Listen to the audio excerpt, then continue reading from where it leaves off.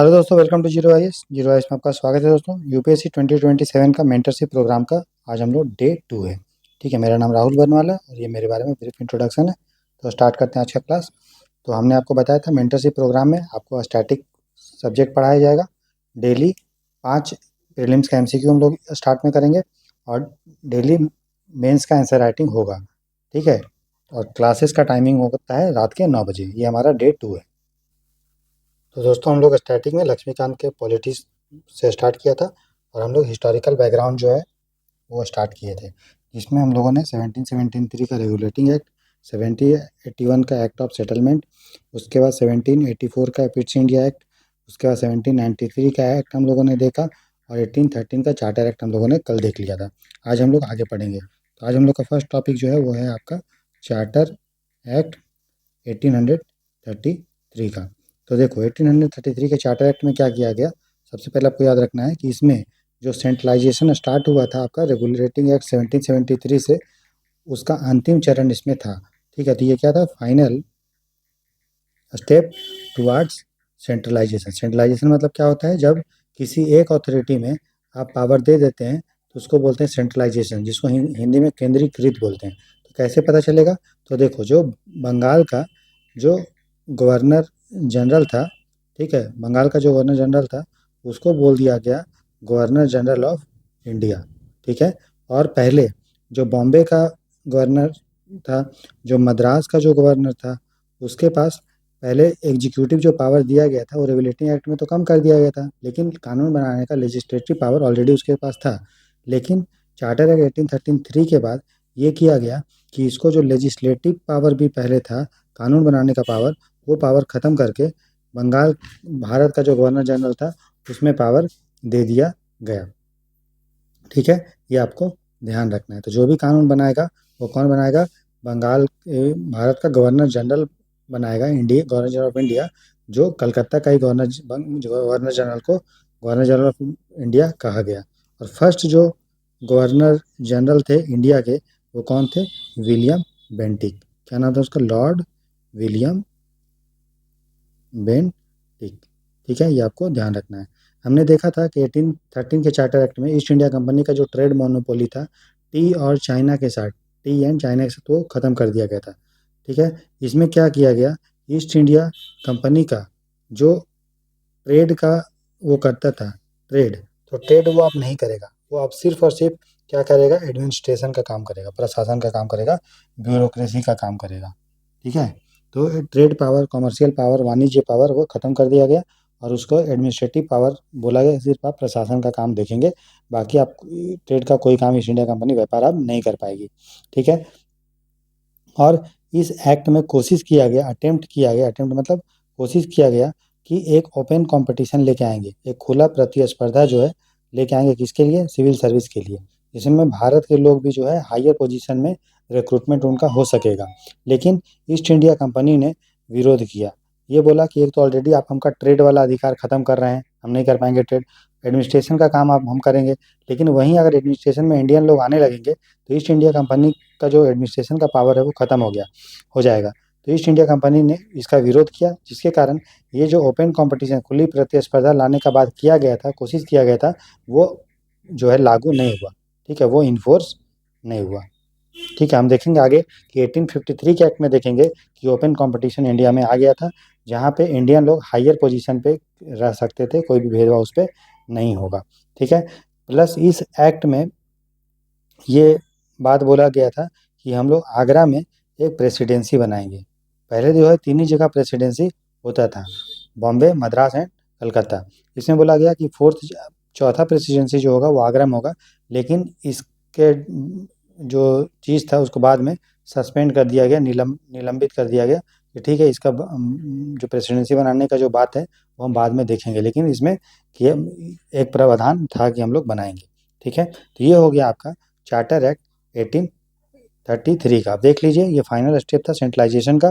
ठीक है, इसमें बंगाल का गवर्नर जनरल को भारत का गवर्नर जनरल इंडिया बना दिया गया और बॉम्बे मद्रास के जो गवर्नर के लेजिस्लेटिव पावर था वो ख़त्म कर दिया गया और पावर दे दिया गया किसको, गवर्नर जनरल ऑफ इंडिया को। यही कानून आप बनाएगा। ठीक है, और first governor general of India जो थे वो लॉर्ड विलियम बेंटिक थे। जो ईस्ट इंडिया कंपनी थी उसको ट्रेड का अधिकार को ख़त्म कर दिया गया, एडमिनिस्ट्रेशन का अधिकार वो पावर करेगा, प्रशासनिक काम करेगा। कोशिश किया गया कि एक ओपन कंपटीशन सिविल सर्विस में, ठीक है, लेके आएंगे सिविल सेवा में, लेकिन ईस्ट इंडिया कंपनी ने उसका विरोध किया, जिसके कारण ये चीज़ लागू नहीं हो पाया, इन्फोर्स नहीं हुआ, लेकिन हाँ कोशिश किया गया था इस एक्ट में लागू करवाने का, लाने का। फिर आगरा में चौथा प्रेसिडेंसी बनाने का बात किया गया, लेकिन ये चीज़ जो चीज़ है बाद में सस्पेंड कर दिया गया कि ठीक है अब इसको बाद में देखते हैं। तो ये चीज़ है। उसके बाद हम लोग आगे देखते हैं, ठीक है। अगर हम बात करेंगे कि जो लॉ कमीशन है उसका जो ओरिजिन है वो इसी एक्ट में था, इसी एक्ट में लॉ कमीशन के बारे में भी बात किया गया था, ठीक है। आगे देख लेते हैं, लॉ कमीशन आपको पता है। चलिए, उसके बाद है अगला चार्टर एक्ट 1853 का, ठीक है।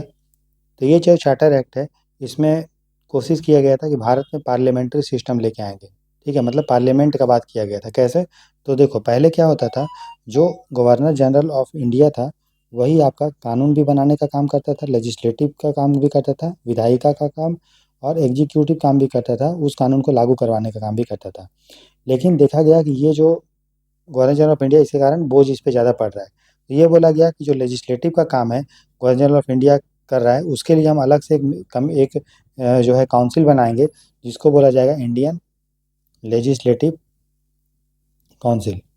इंडियन लेजिस्लेटिव काउंसिल, ये इंडियन लेजिस्लेटिव काउंसिल जो है वो कानून बनाने का काम करेगा। तो गवर्नर जनरल ऑफ इंडिया पहले जो दोनों काम करता था, उन कामों में से जो लेजिस्लेटिव काम है उसको अलग कर दिया गया, और वो काम करेगा इंडियन लेजिस्लेटिव काउंसिल, भारतीय विधायिका परिषद। इसको सेंट्रल लेजिस्लेटिव काउंसिल भी बोला जाता है, इसको मिनी पार्लियामेंट भी बोलते हैं, मिनी पार्लियामेंट, ठीक है। लघु संसद भी इसको बोलते थे, और यही उसी तरह काम करता था जिस तरह से ब्रिटेन का पार्लियामेंट काम करता था। और इसमें कितने लोग होते थे? इसमें होते थे 6 लोग। कितने लोग होते थे? 6 लोगों का ये होता था। और इसको अपॉइंट कौन करता था? तो वो ब्रिटेन के द्वारा ये बात जो है हम बात करेंगे होता था, ठीक है।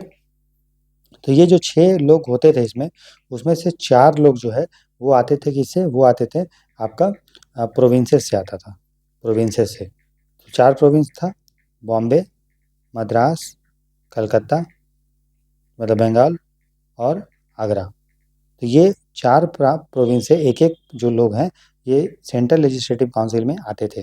तो कहीं ना कहीं आप देख रहे हैं कि ये लोकल लेवल से लोग सेंटर पे जा रहे हैं। तो पहली बार कोशिश किया गया कि लोकल रिप्रेजेंटेशन का, स्थानीय प्रतिनिधि का कोशिश किया गया कहाँ पे? सेंट्रल लेजिस्लेटिव काउंसिल में या इंडियन लेजिस्लेटिव काउंसिल में। यहाँ पे ये बोला गया कि ये जो 4 प्रोविंस हैं, बॉम्बे है, मद्रास है, बंगाल है, आगरा है, यहाँ से एक एक लोग जो है वो आएंगे।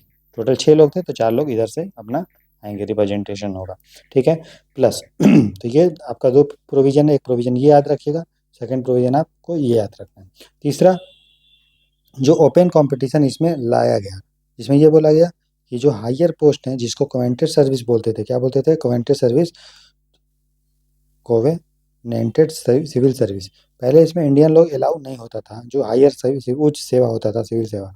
अब इसमें बोला गया कि नहीं, इंडियन लोग इसमें होंगे, और उसके लिए कमेटी बनाया गया जिसको बोलते हैं मैकाले कमेटी, मैकाले कमेटी। तो मैकाले कमेटी जो है वो बनाया गया 1854 में, ये रिकमेंड करने के लिए, ठीक है, कि कैसे जो है हायर सिविल सर्विस में इंडियन लोग आएंगे। ये हो गया, ये आपको ध्यान रखना है। चौथा, इसमें ये बोला गया कि ईस्ट इंडिया कंपनी जो भी इंडिया में प्रशासनिक काम कर रही है, रूल कर रही है, वो किसके नाम पे करेगी?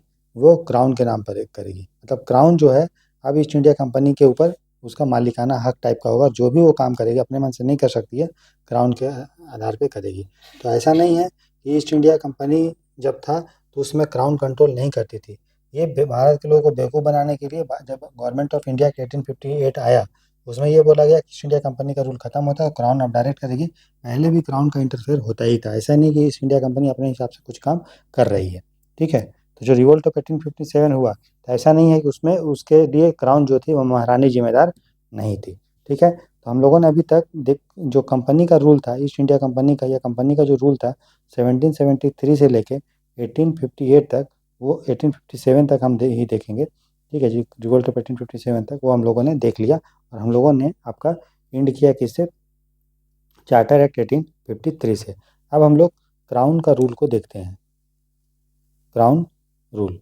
तो क्राउन का जो रूल है वो स्टार्ट हुआ 1858 से लेके, और कंटिन्यू रहा तब तक जब तक हमारा देश इंडिपेंडेंट नहीं हो गया, ठीक है।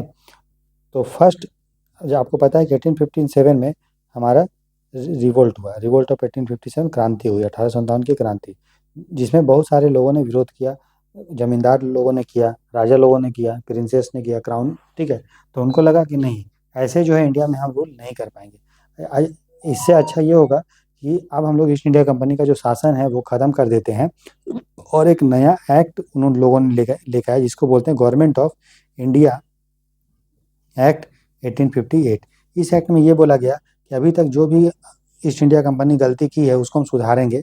और ये बोला गया सबसे पहले कि अब हम लोग कोई भी टेरिटरी जो होगा राजा वाजा का, ठीक है, भारत के राजा का, वो हम लोग एक्वायर अब नहीं करेंगे, हम लोग उसको छोड़ देंगे। ठीक है, भले ये कंडीशन पे कि जो भी राजा होगा, जो भी रानी होगी, वो ब्रिटेन का सत्ता को, सॉवरेनिटी को, अथॉरिटी को स्वीकार करेगा। ठीक है। प्लस इसमें यह बोला गया कि जो गवर्नर जनरल ऑफ इंडिया है उसका नाम चेंज करके वाइसराय बोल दिया गया। क्या बोला गया? वाइसराय। ठीक है। और वाइसराय को सपोर्ट करने के लिए 15 लोगों का एक काउंसिल बनाया गया। ठीक है, एक परिषद बनाया गया 15 लोगों का, जो वाइसराय को सलाह देगा। ठीक है। प्लस तो वाइसराय कौन होता था, इसको अपॉइंट कौन करता था? इसको अपॉइंट करता था क्राउन, महारानी। तो ब्रिटेन की महारानी का ये रिप्रेजेंटेटिव था, कौन? वाइसराय। ठीक है। एक और पोस्ट क्रिएट किया गया जिसको बोलते हैं सेक्रेटरी ऑफ स्टेट। अच्छा, ये जो 15 काउंसिल है वो इसको सपोर्ट करने के लिए नहीं बनाया गया था, ये बनाया गया था सेक्रेटरी ऑफ स्टेट को। ठीक है। तो सेक्रेटरी ऑफ स्टेट का एक नया पोस्ट क्रिएट किया गया। सेक्रेटरी ऑफ स्टेट को अपॉइंट कौन करता था? ये कौन होता था? ये ब्रिटेन का जो कैबिनेट होता था ना, ब्रिटेन का कैबिनेट मिनिस्टर जो होता था, वही जो है सेक्रेटरी ऑफ स्टेट होते थे। तो अब देखिए, वाइसराय जो होता था वो किसका रिप्रेजेंटेटिव, किसका प्रतिनिधि होता था? क्राउन का, महारानी का। और सेक्रेटरी ऑफ स्टेट किसका प्रतिनिधि होता था? ब्रिटेन का कैबिनेट का। ठीक है। और सेक्रेटरी ऑफ स्टेट को सपोर्ट करने के लिए 15 लोगों का एक काउंसिल बनाया गया था, एक परिषद बनाया गया था। और ये काउंसिल जो होता था वो एडवाइजरी बॉडी होता था, वो एडवाइस देता था, सलाहकार के रूप में जो है वो काम करता था। किसको सलाह देता था? सेक्रेटरी ऑफ स्टेट को। अगर हम पूछे कि सेक्रेटरी ऑफ स्टेट और वाइसराय में कौन ज़्यादा बड़ा है, तो सेक्रेटरी ऑफ स्टेट जो होता था वो वाइसराय से बड़ा पोस्ट होता था। ठीक है, क्लियर हुआ? सेक्रेटरी ऑफ स्टेट एक कंपनी के रूप में काम करता था। सेक्रेटरी ऑफ स्टेट का जो काउंसिल होता था, एक कंपनी के रूप में काम करता था। ये किसी पे मुकदमा कर सकता था, सू कर सकता था, और इसको भी, इस पे भी कोई मुकदमा किया जा सकता था। तो भारत में इसको मुकदमा किया जा सकता था, और इंग्लैंड में भी किया जा सकता था। ठीक है। ये क्राउन, ये जो गवर्नमेंट ऑफ इंडिया एक्ट है, इसको एक्ट ऑफ गुड गवर्नेंस भी बोलते हैं। क्या बोलते हैं? Act of, act for good governance. क्योंकि ब्रिटेन ने बोला कि अभी तक हम लोग अच्छा प्रशासन नहीं किए, बैड गवर्नेंस किए, जिसके कारण ये रिवोल्ट ऑफ 1857 हुआ, 1857 की क्रांति हुई। तो इसमें जो जो प्रावधान है उसको उन लोगों ने इस तरह से, अंग्रेज ने दिखाया कि ये भारत में अच्छा चीज़ करेगा। ठीक। अब इसीलिए अब कोई भी शोषण ये सब मतलब नहीं होगा। ठीक है। तो हालांकि ऐसा नहीं था कि जो इसमें लिख दिया गया और वो उसको पालन किए, अभी भी वो लोग शोषण करते थे, रेवेन्यू बहुत ही ज़्यादा टैक्स लेते थे। ठीक है। जैसा वो लोग रूल करते थे वो कंटिन्यू रहा, उसमें कोई चेंज नहीं हुआ, बस नाम के रूप में देखिएगा कि क्राउन का शासन आ गया, बाकी सिस्टम वैसे ही रहा, करप्ट सिस्टम ही रहा। ठीक है। तो ये चीज़ हुआ। अब देखो, हम लोगों ने इंडियन लेजिस्लेटिव काउंसिल या सेंट्रल लेजिस्लेटिव काउंसिल जो है वो बना दिया था। कब बनाया था? 1853 के एक्ट में। तो अब जो है, जब बन गया तो फिर इंडिया के लोगों ने डिमांड किया कि भाई ये जो आप काउंसिल बनाए हैं, जो भारत के लोगों के लिए कानून बनाएगा, ठीक है, उसमें भारत के लोग तो है ही नहीं। तब फिर जाके इंडिया बहुत सारा काउंसिल एक्ट आता है, जिसमें 3 काउंसिल एक्ट के बारे में हम लोग पढ़ते हैं। पहला है Indian council act, Indian council act. 3 आया, एक आया 1861 में, एक आया 1892 में, और एक आया 1909 में। और मकसद तीनों का क्या था कि भारत के लोगों को किस तरह से हम लोग एडमिनिस्ट्रेशन में या लेजिस्लेचर में रखें, ताकि भारत के लोग विरोध ना करें। ये भी अंग्रेज का हिडन मोटिव था कि अगर भारत के लोगों को कानून बनाने में आप शामिल कर दोगे, ठीक है, तो भारत के लोग उसको इम्प्लीमेंट करेगा। क्यों करेगा? ये बोल देगा, अरे भाई तुम्हारा ही इंडिया के लोग तो उसको बनाया है, तो तुम क्यों नहीं मान रहे हो? तो इंडिया के लोगों को चॉकलेट मिल जाएगा और वो शांत हो जाएगा। तो मेन मकसद वही था। और भारत के लोग ये डिमांड करते थे कि हमको कानून में शामिल करने के लिए, क्योंकि वो शुरू में आज़ादी का डिमांड करेंगे तो अंग्रेज उसको दबा देगा। ठीक है। तो सबसे पहले हम लोग देख लेते हैं 1861 का जो इंडियन काउंसिल एक्ट है, भारत के जो हमारा परिषद कानून है, उसके बारे में देखते हैं। ठीक है। तो पहली बार इसमें कोशिश किया गया कि इंडियंस को, ठीक है, कानून बनाने में शामिल करने के लिए, ठीक है, जो इंडियन लेजिस्लेटिव काउंसिल है उसमें जो है भारत के लोग होंगे, ठीक है, भारत के लोग उसमें होंगे, ठीक है, ठीक है। तो सबसे पहली बार, और इसको अपॉइंट कौन करेगा, इसको करेगा अपॉइंट वाइसराय। तो वाइसराय का जो इंडियन लेजिस्लेटिव काउंसिल है जो कानून बनाता है, उसमें भारत के लोगों को न्यू अपॉइंटमेंट किया जाएगा, नॉमिनेट किया जाएगा, और नॉन ऑफिशियल मेंबर के रूप में, नॉन ऑफिशियल मेंबर मतलब इनको उतना पावर नहीं होगा, बस ये नाम का काम करेंगे। और इसमें तीन लोगों को किया गया, एक है बनारस के राजा को, ठीक है, उसके बाद सर दिनकर राव को, ठीक है, और हमारा पटियाला का महाराजा को। तो तीन लोगों को वाइसराय का जो इंडियन लेजिस्लेटिव काउंसिल था उसमें नॉन ऑफिशियल मेंबर के रूप में वाइसराय ने उनको अपॉइंट किया, ठीक है। तो पटियाला का जो महाराजा था वो, ठीक है, बनारस का राजा था वो, और सर दिनकर राव। क्लियर हुआ? ठीक है।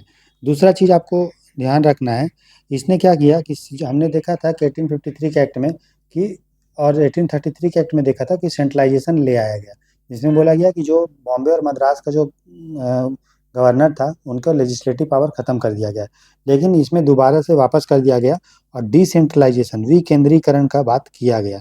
जो पावर हम लोगों ने कानून बनाने का पावर बॉम्बे के, ठीक है, गवर्नर से और मद्रास के गवर्नर से ले लिया था, वो कानून बनाने का पावर इनको वापस दे दिया गया, कानून बनाने का पावर इनको वापस दे दिया गया। तो डिसेंट्रलाइजेशन का पावर हुआ।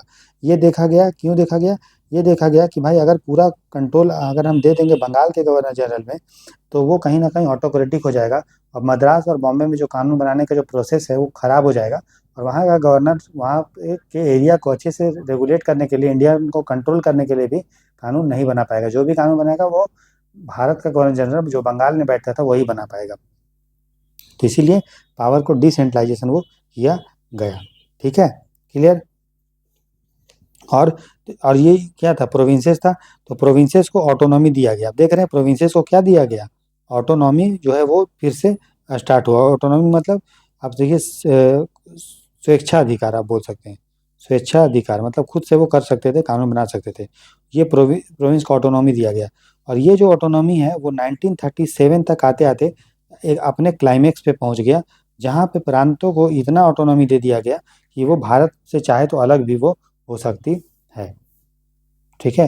तो कंप्लीट इंटरनल ऑटोनॉमी वो 1937 में उनको दे दिया गया, ठीक। साथ ही साथ आप याद रखेंगे जो बंगाल है, ठीक है, जो NWFP है, नॉर्थ वेस्ट फ्रंटियर प्रोविंस, आप समझिए कि जो अभी बलूचिस्तान ये सब का जो एरिया है, ठीक है, वहाँ पे, और पंजाब के एरिया में, इन एरिया में, इन क्षेत्रों के लिए बनाया गया, कानून बनाने के लिए एक लेजिस्लेटिव काउंसिल बनाया गया। क्या बनाया गया यहाँ पे? लेजिस्लेटिव काउंसिल मतलब विधायी परिषद बनाई गई यहाँ पे, ये प्रोविंसेस में भी। तो प्रोविंसेस में भी आपको लेजिस्लेटिव काउंसिल जो है वो बना। 1862 में बंगाल ने बना, NWFP में 1886 में बना, ये डेट याद करने की जरूरत नहीं है। पंजाब में 1897 में बना। तो यार ये भी आपको याद रखना है कि प्रोविंसेस में जो आपका लेजिस्लेटिव काउंसिल बनने का स्टार्ट हुआ वो कहाँ पे हुआ, किस एक्ट में हुआ? तो 1861 के एक्ट में हुआ। चौथा आप याद रखेंगे कि इसमें वाइसराय को पावर दे दिया गया कि वो जो है डिपार्टमेंट बना सकता है। क्या बना सकता है? डिपार्टमेंट, ठीक है। नया नया जो डिपार्टमेंट है, किस को कौन सा डिपार्टमेंट देना है, वो वाइसराय जो है डिपार्टमेंट बना सकता है। तो मतलब पोर्टफोलियो सिस्टम जो है वो आ गया, पोर्टफोलियो मतलब डिपार्टमेंट सिस्टम आ गया, और लॉर्ड कैनिंग इसको इंट्रोड्यूस किए थे, ठीक है।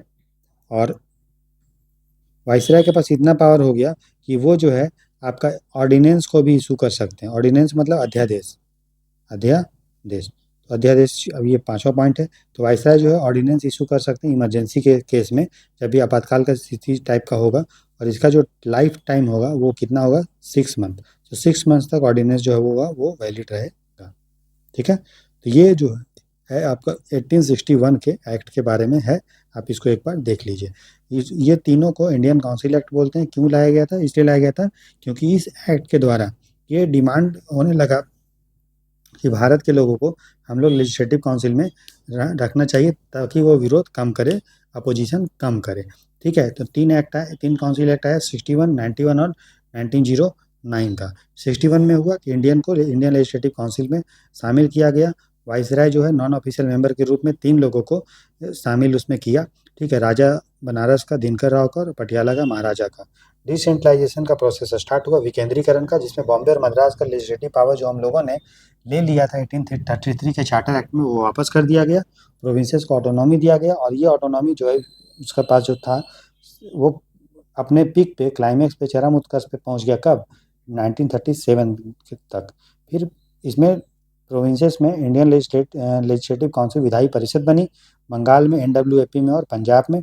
वाइसराय जो है वो डिपार्टमेंट बनाने का उसको परमिशन दे दिया गया पोर्टफोलियो सिस्टम का, और प्लस वो ऑर्डिनेंस भी ला सकता था जिसका लाइफ टाइम, और इमरजेंसी के केस में जिसका लाइफ टाइम होता था 6 मंथ। क्लियर हुआ?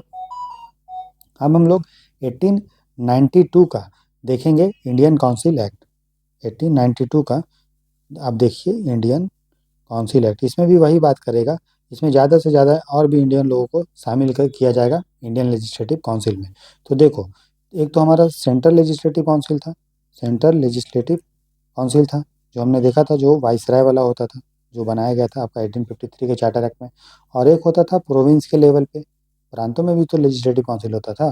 तो इसमें बोला गया कि प्रोविंस के लेवल पे जो नॉन ऑफिशियल होंगे, मतलब जिनको वाइसराय अपॉइंट करें, नॉमिनेट करेंगे, मतलब इंडियन लोग, उनका मेजोरिटी जो है हो सकता है। मतलब कहने का मतलब ये है कि प्रोविंस में जो भी लेजिस्लेटिव काउंसिल होगी उसमें मैक्सिमम जो सदस्य हैं वो नॉन ऑफिशियल हो सकते हैं, ठीक है, इंडियन हो सकते हैं। लेकिन इसमें बोला कि नहीं, लेकिन जो सेंट्रल लेजिस्लेटिव काउंसिल होगा, जो इंडियन लेजिस्लेटिव काउंसिल है, उसमें अभी भी ऑफिशियल मेजोरिटी ही रहेगा, मतलब ब्रिटेन का ही लोग उसमें मेजोरिटी में रहेंगे, ठीक है। ये हुआ। हालांकि दोनों में संख्या बढ़ाया गया, नॉन ऑफिशियल का मेंबर सेंट्रल में भी बढ़ाया गया और प्रोविंसेस में भी, लेकिन मेजोरिटी जो रहेगा वो ऑफिशियल का ही रहेगा सेंट्रल में, और प्रोविंसेस में आपका मेजोरिटी जो है नॉन ऑफिशियल का रहेगा, इसमें कोई भी इशू नहीं है, ठीक। ये चीज़ है, इसको थोड़ा सा दोस्तों करेक्ट कर लीजिए। ये जो बाकी तो ठीक है, देखिए नॉन ऑफिशियल का संख्या इसमें भी बढ़ाया गया, और नॉन ऑफिशियल का संख्या जो है इसमें भी बढ़ाया गया। लेकिन अभी हम जो आगे देखेंगे नेक्स्ट एक्ट में, उसमें ये किया गया कि ऑफिशियल मेंबर की संख्या जो है मेजोरिटी में रहेगी सेंट्रल में, और प्रोविंस में नॉन ऑफिशियल का मेजोरिटी रहेगा। लेकिन दोनों में अभी फिलहाल क्या किया गया, इंडियन की संख्या, नॉन ऑफिशियल की संख्या बढ़ाया गया। फर्स्ट प्रोविजन आपका 1892 के एक्ट में ये है। दूसरा आप याद रखिए, जो लेजिस्लेटिव काउंसिल हैं उनका जो फंक्शन है वो बढ़ाया गया। अब वो जो है वो बजट जो था होता था बजट, तो बजट पे वो डिस्कस कर सकते थे, बजट पे वो चर्चा कर सकते थे, और एग्जिट क्वेश्चन भी जो है, प्रश्न भी, वो एग्जीक्यूटिव से, जो कार्यपालिका है, उससे क्वेश्चन भी वो पूछ सकते थे। कौन? जो लेजिस्लेटिव काउंसिल है। तो आप देख रहे हैं क्या, लेजिस्लेटिव काउंसिल में एक तो है नॉन ऑफिशियल की संख्या बढ़ी दोनों में, चाहे वो इंडियन हो या प्रोविंसेस हो, प्लस उसके कार्य बढ़ा, बजट को डिस्कस कर सकते थे, एग्जीक्यूटिव से क्वेश्चन पूछ सकते थे। तीसरा आप याद रखेंगे, इसमें ये किया गया, ठीक है, कि कुछ लोगों को, ठीक है, सेंट्रल लेजिस्लेटिव काउंसिल में कुछ लोगों को वाइसराय जो है वो नॉमिनेट कर सकते थे। कहाँ से? प्रोविंसेस से, ठीक है, प्रोविंसेस। तो प्रोविंसेस, जो प्रोविंशियल लेजिस्लेटिव काउंसिल थी, प्रांत में जो विधायी परिषद थी, वो सिफारिश देता था, रिकमेंड करता था। उनके रिकमेंडेशन को वाइसराय मानते हुए कुछ लोगों को सेंट्रल लेजिस्लेटिव काउंसिल में रख सकते थे, ठीक है। उसी तरह से जो हमारा मतलब सेंट्रल प्रोविंसेस से, and Bengal chamber of commerce, इन दोनों के रिकमेंडेशन से वाइसराय कुछ लोगों को सेंट्रल लेजिस्लेटिव काउंसिल में रख सकते थे। दूसरा प्रोविजन ये किया गया, जो प्रोविंशियल लेजिस्लेटिव, जो प्रांत में जो लेजिस्लेटिव काउंसिल थी, वहाँ भी कुछ लोगों को वाइस जो गवर्नर होता था, प्रांत में क्या होता था? गवर्नर। और इंडिया में क्या होता था? वाइसराय। तो वाइसराय सेंट्रल लेजिस्लेटिव काउंसिल के लिए था, और गवर्नर किसके लिए था? पीएलसी पर, जो प्रोविंशियल लेजिस्लेटिव काउंसिल थी प्रांत में। तो प्रांत में जो लेजिस्लेटिव काउंसिल थी, वहाँ के कुछ सदस्यों को गवर्नर जो है वो नॉमिनेट कर सकते थे, किसके रिकमेंडेशन पे? तो जो डिस्ट्रिक्ट बोर्ड होता था, डिस्ट्रिक्ट जो बोर्ड होता था, या फिर जो जमींदार लोगों का एसोसिएशन होता था, या जो चैम्बर्स होते थे, ठीक है, या जो ट्रेड एसोसिएशन होता था, तो इनके रिकमेंडेशन पे कुछ लोगों को गवर्नर जो है वो प्रोविंशियल लेजिस्लेटिव काउंसिल में नॉमिनेट कर सकते थे। तो कहीं ना कहीं आप देख रहे हैं कि कुछ कुछ लोगों को ये लोग चुनेंगे और उनका रिकमेंड करेंगे। तो कहीं ना कहीं डायरेक्ट इलेक्शन तो नहीं, लेकिन इनडायरेक्ट, लोग डायरेक्ट नहीं चुन रहे हैं, लेकिन कुछ लोगों को जो जिनको ये सिलेक्ट कर रहे हैं या फिर ये सिलेक्ट कर रहे हैं, उनको सेंट्रल लेजिस्लेटिव काउंसिल या प्रोविंशियल लेजिस्लेटिव काउंसिल में जो है जगह मिलेगा। ठीक है। तो इनडायरेक्ट इलेक्शन मतलब अप्रत्यक्ष चुनाव। डायरेक्ट इलेक्शन क्या होता है, जहाँ पे लोग जो है डायरेक्टली चुनते हैं, लेकिन इसमें इनडायरेक्ट चुना जा रहा है। तो अप्रत्यक्ष चुनाव के बारे में हल्का सा हिंट जो है हमको 1892 के एक्ट में देखने को मिलता है। ठीक है। हालांकि इलेक्शन शब्द का प्रयोग, इलेक्शन वर्ड का प्रयोग इसमें नहीं किया गया, लेकिन ये प्रावधान इनडायरेक्टली रूप से किया गया। तो इसको एक बार आप देखिए। ठीक है। तो इसको एक बार देख लीजिए। 1892 के इंडियन काउंसिल एक्ट में क्या किया गया, नॉन ऑफिशियल मेंबर की संख्या बढ़ाई गई, चाहे वो सेंट्रल हो या प्रोविंसेस हो। इसके फंक्शन को बढ़ा दिया गया कि वो बजट पे आप डिस्कस कर सकते हैं, क्वेश्चन भी एग्जीक्यूटिव से पूछ सकते हैं। उसके बाद सेंट्रल लेजिस्लेटिव काउंसिल में कुछ सदस्यों को वाइसराय नॉमिनेट कर सकते थे on the recommendation of provinces legislative council and Bengal chamber of commerce. फिर प्रोविंशियल लेजिस्लेटिव काउंसिल में गवर्नर कुछ लोगों को district board, zamindar chamber, chamber of commerce and trade association के रिकमेंडेशन पे रिकमेंड कर सकते थे। तो कहीं ना कहीं इनडायरेक्ट इलेक्शन, अप्रत्यक्ष चुनाव का हमको इसमें झलक देखने को मिलता है। लेकिन इलेक्शन जो वर्ड है वो यहाँ पे देखने को नहीं मिलता है, बस इनडायरेक्ट रूप से हमको देखने को मिलता है इलेक्शन। तो आपसे पूछ सकता है कि लिमिटेड और इनडायरेक्ट इलेक्शन जो है कहाँ पे, किस एक्ट में हमें देखने को मिलता है, तो 1892 का एक्ट में होगा। क्लियर। चलिए अब हम लोग देख लेते हैं Indian council act 1909। Indian council act 1909। तो इंडियन काउंसिल एक्ट को 1909 को हम लोग मॉर्ले मिंटो रिफॉर्म भी बोलते हैं। Morley Minto reform, Morley Minto सुधार। याद को कैसे करना है कि मॉर्ले कौन था, मिंटो कौन था। तो मॉर्ले जो थे वो थे वाइसराय, ठीक है, और मिंटो जो थे वो थे सेक्रेटरी ऑफ स्टेट। कैसे याद करेंगे, मिंटो अगर वाइसराय हो जाएगा तो नहीं। देखो मॉर्ले में एम के बाद ओ आता है, ठीक है, उसके बाद इसमें मिंटो, मॉर्ले के बाद मिंटो आया। ठीक है। तो यहाँ पे देखिए वाइसराय जो था, तो हम लोग पढ़ते क्या है दोस्तों, मॉर्ले मिंटो बोलते हैं, ना कि मिंटो मॉर्लो, मॉर्ले। तो मॉर्ले देखिए सेक्रेटरी ऑफ स्टेट, देखिए एस पहले आता है अल्फ़ाबेट में, वी बाद में आता है। तो मॉर्ले सेक्रेटरी ऑफ स्टेट और मिंटो जो थे वाइसराय, हो गया। अब देखो इसमें क्या किया गया, कुछ नहीं, बस आगे का जो एक्ट था ना 1892 का, उसी को आगे बढ़ाया गया। कैसे, तो हमने देखा था कि इंडियन लेजिस्लेटिव काउंसिल में नॉन ऑफिशियल की संख्या बढ़ाई गई थी। ठीक है। और सेंट्रल जो प्रोविंशियल लेजिस्लेटिव काउंसिल थी, ठीक है, इसमें जो है नॉन ऑफिशियल की संख्या ये बढ़ाई गई थी। इस एक्ट में क्या किया गया, इसमें एक्ट में और आगे बढ़ा दिया गया और ये बोला गया कि इंडियन लेजिस्लेटिव काउंसिल में जो मेजोरिटी होगा, बहुमत होगा, वो आपका ऑफिशियल मेजोरिटी होगा, ऑफिशियल मेजोरिटी होगा। लेकिन प्रोविंशियल लेजिस्लेटिव काउंसिल में नॉन ऑफिशियल मेजोरिटी हो सकता है, मतलब जितने भी सदस्य होंगे उसके मैक्सिमम सदस्य बहुमत में नॉन ऑफिशियल हो सकते हैं, ये किया गया। ठीक है। क्लियर हुआ, समझ में आया। ठीक है। और इसमें ये बोला गया कि जो सेंट्रल इंडियन लेजिस्लेटिव काउंसिल है, इसमें टोटल जो सदस्य होंगे उनकी संख्या 16 थी पहले, उसको बढ़ा के क्या किया कर दिया गया 60। तो 16 से कितना कर दिया गया 60। और प्रोविंशियल लेजिस्लेटिव काउंसिल में भी सदस्यों की संख्या बढ़ाई गई। ठीक है, क्योंकि अलग अलग प्रोविंस में अलग अलग होगा, तो कितना किस में क्या बढ़ाएगी वो इंपॉर्टेंट नहीं है, बस मोटा मोटी बढ़ा। ठीक है, ये आपको ध्यान रखना है। तो हमने दो पॉइंट आपको बताया, पहला आपको ये बताया कि संख्या बढ़ाई गई ये, और दूसरा ये बताया कि मेजोरिटी वाला पॉइंट आप ध्यान रखेंगे।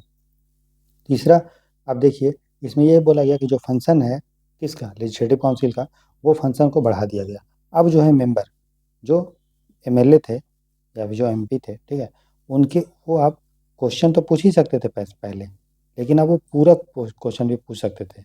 सप्लीमेंट्री क्वेश्चन मतलब शुरू में क्वेश्चन पूछे, जवाब दे दिया, दोबारा क्वेश्चन वो पूछ सकते थे। ठीक है, क्लियर हुआ। प्लस पहले क्या था, वो बजट पे सिर्फ डिस्कस करते थे, लेकिन वो बजट का रिजोल्यूशन भी ला सकते हैं। रिजोल्यूशन मतलब कुछ चीज़ में बजट में चेंज करना है नहीं करना है, तो प्रस्ताव भी जो है वो ला सकते थे। ये चीज़ हुआ। चौथा चीज़ ये किया गया, पहले वाइसराय का एग्जीक्यूटिव काउंसिल में आपको इंडियन नहीं था। देखो वाइसराय का लेजिस्लेटिव जो काउंसिल था, इंडियन लेजिस्लेटिव काउंसिल, उसमें इंडियन लोग तो शामिल हम लोगों ने कर ही दिया था। ठीक है ना, 1861 में वो स्टार्ट हो गया था। अब इसमें क्या किया गया, जो वाइसराय का जो एग्जीक्यूटिव काउंसिल था, जो कार्यकारी परिषद था, ठीक है, उसमें इंडियन लोग पहली बार शामिल हुए। और फर्स्ट व्यक्ति जो इसमें शामिल हुए थे उनका नाम था सत्येंद्र नाथ, ठीक है, सत्येंद्र प्रसाद नाम था, सत्येंद्र प्रसाद सिन्हा। और इनको वाइसराय के एग्जीक्यूटिव काउंसिल में शामिल तो किया गया, लेकिन इनको कौन सा पोस्ट दिया गया, लॉ मेंबर का, कानून सदस्य बने वाइसराय के एग्जीक्यूटिव काउंसिल में। पांचवा और सबसे इंपॉर्टेंट पॉइंट इसमें यह है, इसमें कम्युनल इलेक्टोरेट का बात किया गया, सामुदायिक चुनाव का इलेक्टोरेट। और ये बोला गया किसके लिए कम्युनल इलेक्टोरेट लाया गया, ठीक है, सांप्रदायिक चुनाव का मुस्लिम के लिए। और इसमें यह बोला गया कि किसी सीट से अगर मुस्लिम खड़े होंगे तो उनको वहाँ पे चुनेगा कौन, मुस्लिम, मतलब मुस्लिम ही मुस्लिम को वो चुन सकता है, वोट देगा, ठीक है। इसी को बोलते हैं कम्युनल इलेक्टोरेट।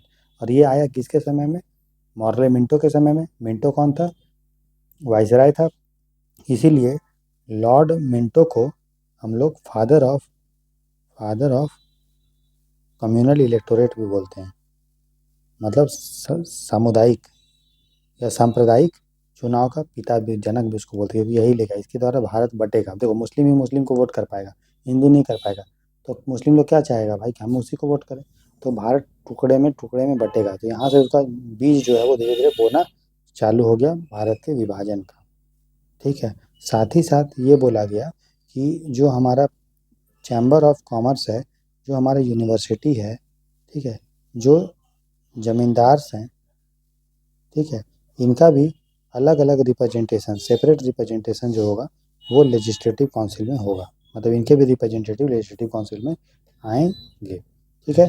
तो ये चीज़ आपको ध्यान रखना है पार्लियामेंटो रिफॉर्म या इंडियन काउंसिल एक्ट के बारे में। फिर से मैं इसको बता दे रहे हैं क्या किया। पहला बात, इंडियन लेजिस्लेटिव काउंसिल और सेंट्रल लेजिस्लेटिव काउंसिल में नॉन ऑफिशियल मेंबर की संख्या दोनों में बढ़ाई गई, लेकिन मेजोरिटी में ऑफिशियल रखा गया, इंडियन में या सेंट्रल में, और प्रोविंसेस में कर दिया गया नॉन ऑफिशियल, ठीक। इंडियन लेजिस्लेटिव काउंसिल में मेंबर्स की संख्या 16 से बढ़ा के 60 करी गई, प्रोविंसेस में बढ़ाई गई, लेकिन उसका कोई फिक्स नहीं है कि कितना बढ़ाया गया।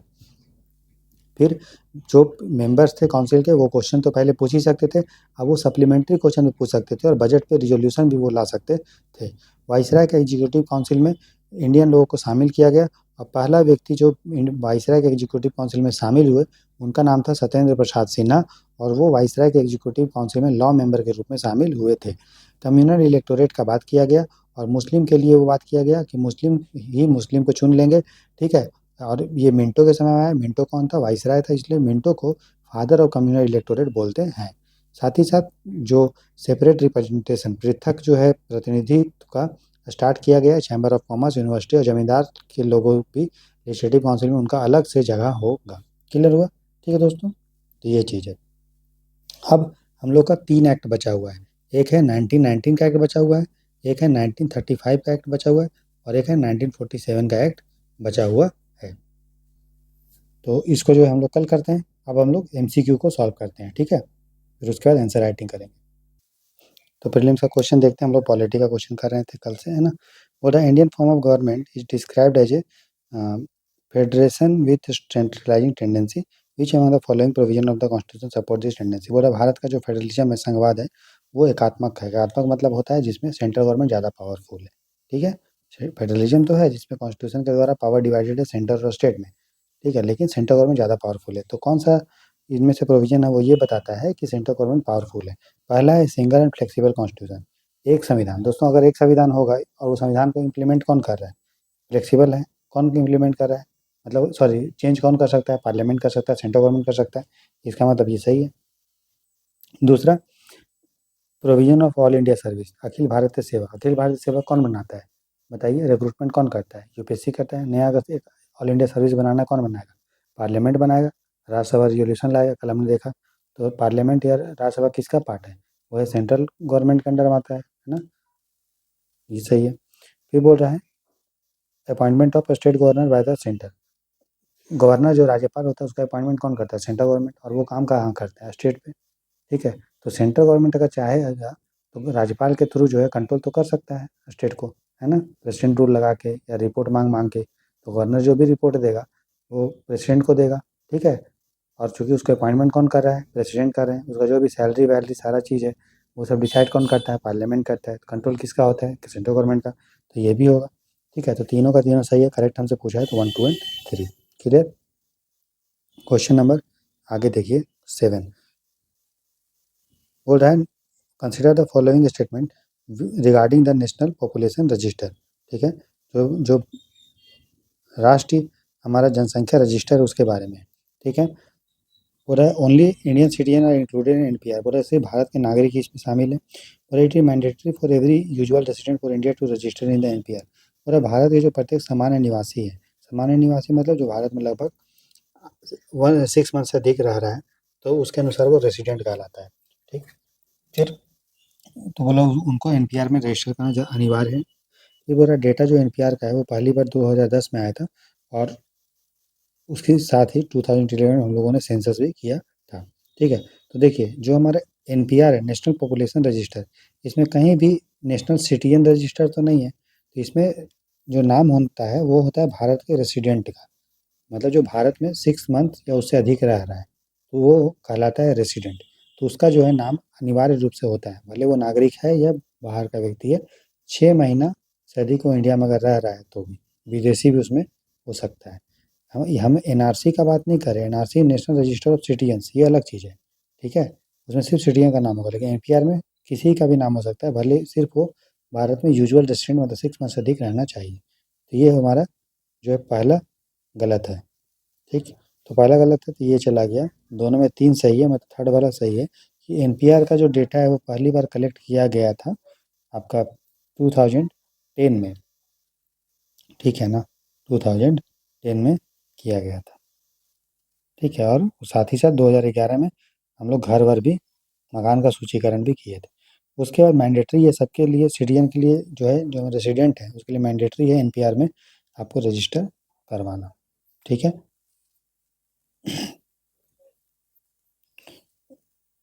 राइट। बस आसाम इसमें इंक्लूड नहीं था क्योंकि आसाम में एनआरसी हो रहा है, आपको ये पता है, हो गया, हो भी गया होगा, तो ये चीज़ है। ठीक, तो आंसर होगा 2 और 3। क्वेश्चन नंबर 8 देखते हैं। पूरा consider the following statement, there is no limit to the power of the parliament to amend the constitution. बोल रहा है पार्लियामेंट को कोई लिमिटेशन नहीं है कि वो कॉन्स्टिट्यूशन में अमेंड करने का। गलत बात है, पार्लियामेंट सारा चीज़ अमेंड कर सकता है लेकिन बेसिक स्ट्रक्चर चेंज नहीं कर सकता है, जो संविधान का मूल अवधारणा होता है, मूल संरचना होता है। ऐसा सुप्रीम कोर्ट ने केशवानंद भारती केस में बोला है। आप चेंज कर सकते हैं, सब चीज़ कर सकते हैं, लेकिन ऐसा नहीं कि कोई लिमिट नहीं होगा। लिमिट है, रेस्ट्रिक्शन है, और कौन किसके द्वारा, बेसिक स्ट्रक्चर के द्वारा। बेसिक स्ट्रक्चर क्या होता है, ये कॉन्स्टिट्यूशन में डिफाइन नहीं है। जो सुप्रीम कोर्ट है अलग अलग जजमेंट के द्वारा कौन कौन से चीज़ को बेसिक स्ट्रक्चर बोलेंगे वो डिसाइड करता है, तो ये गलत होगा। फिर बोल रहा है only the president can decide whether any matter form A part of basic structure. तो बेसिक स्ट्रक्चर है या नहीं है, मूल ढांचा का भाग है या नहीं, ये डिसाइड कौन करता है। देखो पार्ल यहाँ बोल रहा है प्रेसिडेंट। देखो बेसिक स्ट्रक्चर जो है वो कॉन्स्टिट्यूशन का कौन सा पार्ट है या नहीं है। अब कॉन्स्टिट्यूशन को इंटरप्रेट, दोस्तों कॉन्स्टिट्यूशन का व्याख्या कौन करता है, किसके पास पावर है बताइए। कोई भी कानून को व्याख्या करने का पावर, इंटरप्रेट का पावर किसके पास होता है, जुडिशरी के पास।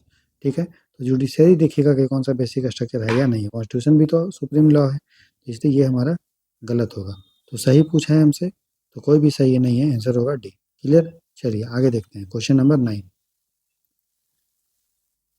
उसका नेक्स्ट है दोस्तों, consider the following statement regarding the Asia infrastructure investment AIIB। ठीक है, तो देखो एशिया इंफ्रास्ट्रक्चर इन्वेस्टमेंट बैंक जो है वो आप समझिए ये 2015 में स्टार्ट हुआ था। ठीक है, और इसका हेड क्वार्टर कहाँ पे है, बीजिंग में। ठीक, ये आपको ध्यान रखना। इसमें सबसे ज़्यादा जो शेयर है, ठीक है, वो किसका है, चाइना का है। ठीक, उसके बाद आपका इंडिया का है। ठीक है, यूएसए और जो जापान है वो इसके मेंबर नहीं है, एशियन इंफ्रास्ट्रक्चर इन्वेस्टमेंट बैंक का। ये जो एक तरह का मल्टीलेटरल बैंक है, जिस तरह वर्ल्ड बैंक है, लेकिन ये रीजनल लेवल पे काम करता है। ठीक है, और बहुत सारे देश इसके मेंबर हैं, लगभग 100 से ऊपर। ठीक, राइट। और कोई भी देश इसका मेंबर बन सकता है, कोई ज़रूरी नहीं है कि वो एशिया का ही रहेगा, बाहर के लोग भी इसका मेंबर बन सकते हैं। और सबसे बड़ा इसका जो लाभार्थी है, बेनिफिशियरी है, जो इस बैंक से लोन लिया है, वो कौन है, वो इंडिया है। ठीक है, चलिए। बोल रहा है it is the second, India is the second largest share holder, तो सही है। फर्स्ट कौन है, चाइना है। कब बना था, 2015 में। ठीक है, अमेरिका और इंडिया मेंबर, अमेरिका और जापान मेंबर है, नॉट इट्स मेंबर, तो सही है। सही पूछा है हमसे, दोनों सही है, आंसर क्या होगा, 1 और 2। क्लियर हुआ। उसके बाद नेक्स्ट देखते हैं क्वेश्चन नंबर 10, और आज का लास्ट क्वेश्चन रहेगा ये प्रीलिम्स का, फिर हम लोग आंसर राइटिंग करेंगे। बोला विच ऑफ द फॉलोइंग में भी ड्रॉबैक ऑफ डेमोक्रेसी, लोकतंत्र का कमी क्या है। तो इंडिया के रिस्पेक्ट में देखिए, इंडिया में डेमोक्रेसी है, क्या उसका दिक्कत हो सकता है। बोला leaders keep changing in a democracy which could lead to instability, लोकतंत्र में जो नेता है वो चेंज होते रहता है, जिसका बहुमत रहेगा वही सरकार बनेगा, इसके कारण अस्थिरता आ सकता है। जैसे ही बहुमत गिरा, कुछ लोग वापस हो गए, सरकार गिर जाता है, तो इनस्टेबिलिटी तो आता ही है, क्योंकि बहुमत पे काम करता है हमारा डेमोक्रेसी, हम देखते भी हैं। ठीक है, किस तरह का उद्धव ठाकरे का सरकार गिर गया, ठीक है, जब पार्टी उसका टूट गई तो। फिर डेमोक्रेसी में lead to corruption as it is based on electoral competition, democracy में करप्शन हो सकता है क्योंकि मकसद जो होता है चुनाव में प्रतिस्पर्धा का होता है। सिंपल, आप देखते आप जानते भी हैं किस तरह से नेताओं का खरीद बिक्री होता है, करप्शन होता है पॉलिटिकल लेवल पे, आप जानते ही हैं, मतलब ये हो सकता है। फिर democracy increases the chances of rash और इररिस्पांसिबल डिसीजन मेकिंग, और डेमोक्रेसी में उग्र या गैर जिम्मेदार निर्णय की संभावना बढ़ जाती है। गलत है, देखो डेमोक्रेसी में जो भी डिसीजन लिया जाता है वो बहुत सारे लोगों से सलाह मशवरा करके लिया जाता है। ऐसे ही सरकार भी डिसीजन लेती है तो अपोजिशन भी उसको अपोज कर सकता है, ठीक है, प्लस सभी मंत्री, सभी एमपी उमपी उस पर साइन वाइन करना चाहिए उस बिल पे, तब जाके एक्ट बनता है। जो भी डिसीजन लिया जाता है वो काउंसिल ऑफ मिनिस्टर होता है, कैबिनेट होता है। तो ऐसा ही नहीं है कि कोई डिसीजन अपने मन से कोई भी ले सकता है, ठीक है, प्रॉपर मीटिंग वीटिंग होती है, ठीक है, इसलिए ये वाला गलत होगा। ठीक है, ये रैश डिसीजन मेकिंग है, इररिस्पांसिबल डिसीजन मेकिंग अमेरिका में होता है, जहाँ पे प्रेसिडेंशियल सिस्टम है, जहाँ पे एग्जीक्यूटिव जो होता है वहाँ भी डेमोक्रेसी है, लेकिन लोकतंत्र में आपको ये सब नहीं होता है, क्योंकि यहाँ से बहुत सारे लोग इसमें रहते हैं। अमेरिका में भी ये नहीं होगा कि अमेरिका में भी लोकतंत्र है।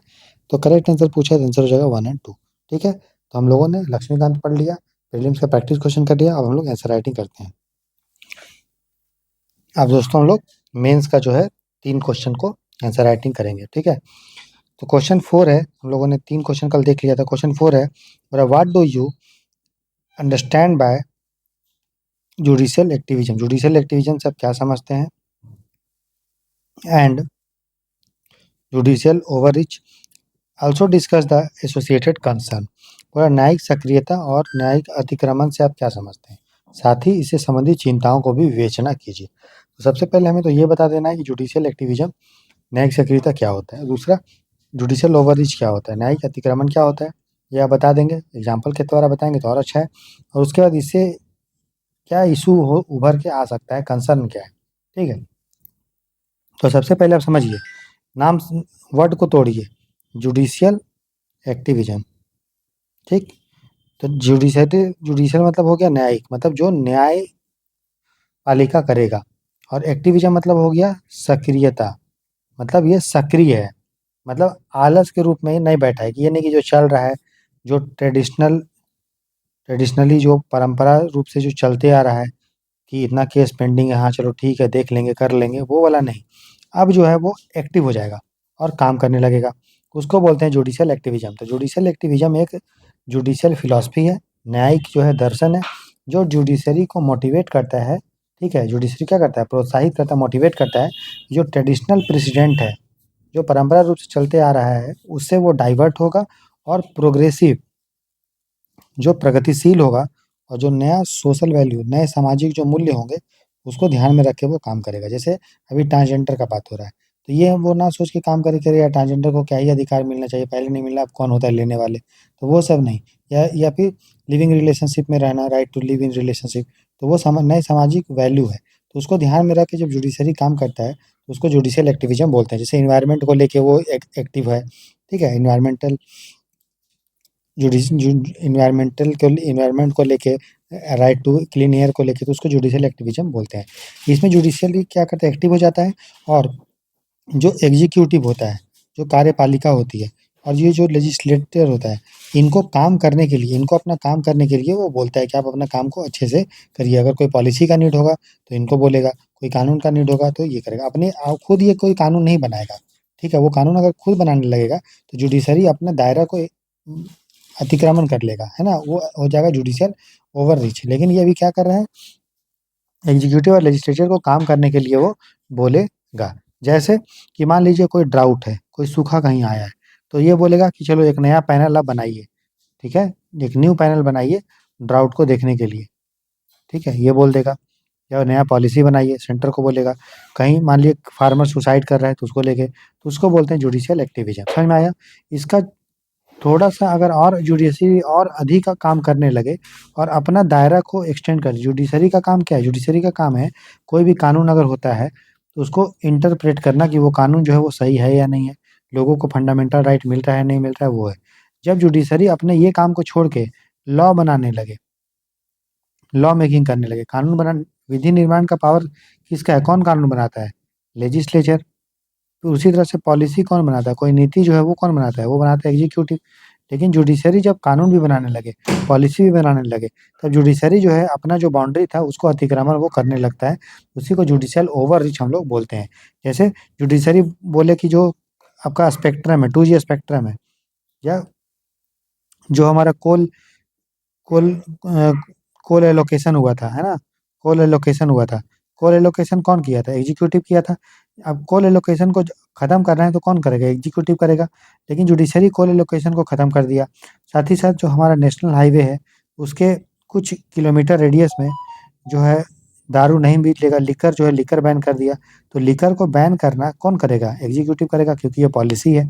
उसी तरह से कोई बिल्डिंग है, वो बिल्डिंग के लिए कोई पॉलिसी मान लो बना दे, या फिर सेक्सुअल हरासमेंट को रोकने के लिए विशाखा गाइडलाइंस बना दिया, ठीक है?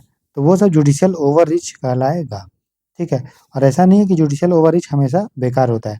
जब एग्जीक्यूटिव लेजिस्लेचर अपना काम नहीं करेगा, तो जुडिशरी को जो है काम करना पड़ता है, और वो जुडिशियल ओवररीच भी हो सकता है।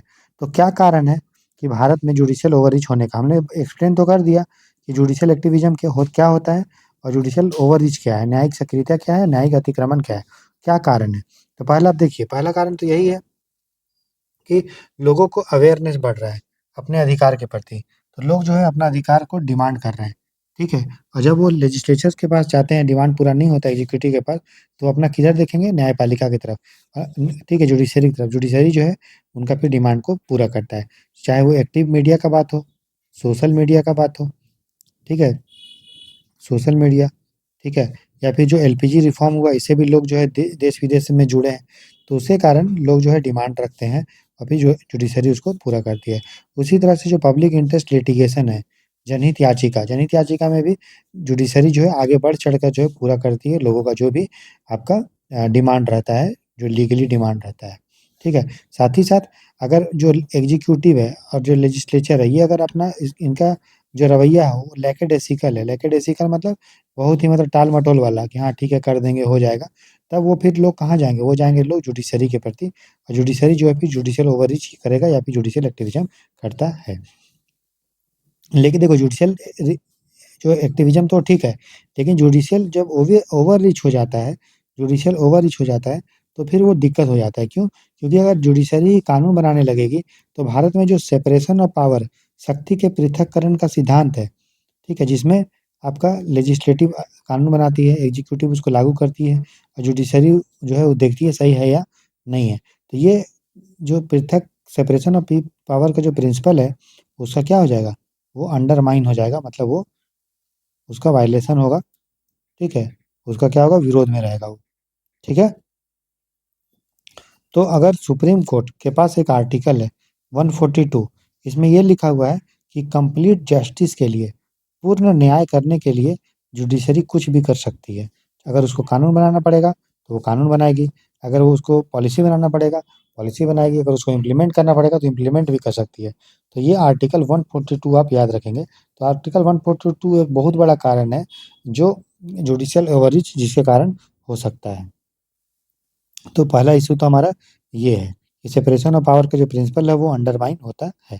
प्लस इसमें ये है कि देखो, लेजिस्लेचर के पास तो एमपी एमएलए है चीज़ों को देखने के लिए, एग्जीक्यूटिव के पास पूरा ब्यूरोक्रेसी है वो चीज़ों को देखने के लिए, लेकिन जुडिशरी के पास तो उतना जज नहीं है।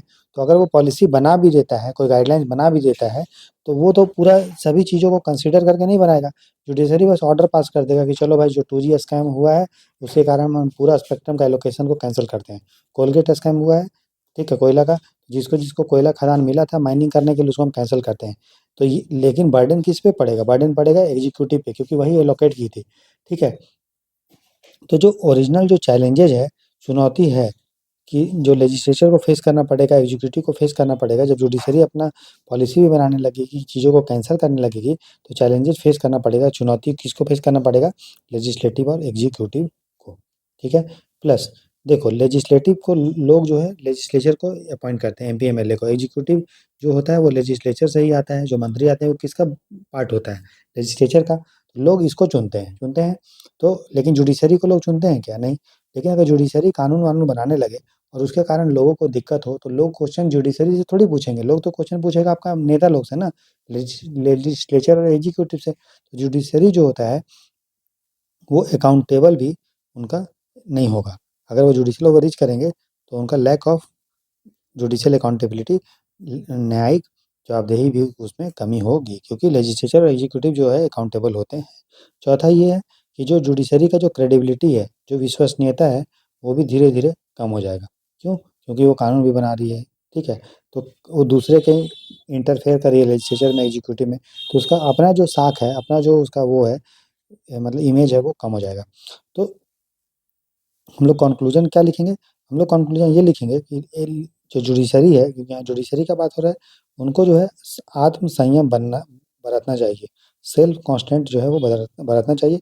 साथ ही साथ ये भी लिखेंगे कि जो लेजिस्लेटिव और एग्जीक्यूटिव है, उसको अपना काम जो है अच्छे से करना चाहिए, ताकि भारत में जो है पार्लियामेंट्री डेमोक्रेसी रहे, या लोगों को सोशल जस्टिस और इक्वालिटी ये सब जो है वो रहे। और जुडिशरी को एक सुपर लेजिस्लेचर बनने का ज़रूरत ना पड़े, वो अपना लॉ को इम्प्लीमेंट करने, लॉ को इंटरप्रेट करने का काम करे, जुडिशियल रिव्यू का काम करे, ना कि जुडिशियल ओवर रीच का, ठीक है। और जुडिशियल ओवर रीच जो होना चाहिए वो कभी कभी हो तो ठीक है, लेकिन वो भी कंप्लीट जस्टिस करने के लिए, ना कि ये कि नॉर्म, एक प्रथा नहीं बन जाना चाहिए, ठीक है। तो ये चीज़ है, राइट। तो ये हो गया क्वेश्चन नंबर हमारा 4, जो क्वेश्चन था जुडिशियल आपका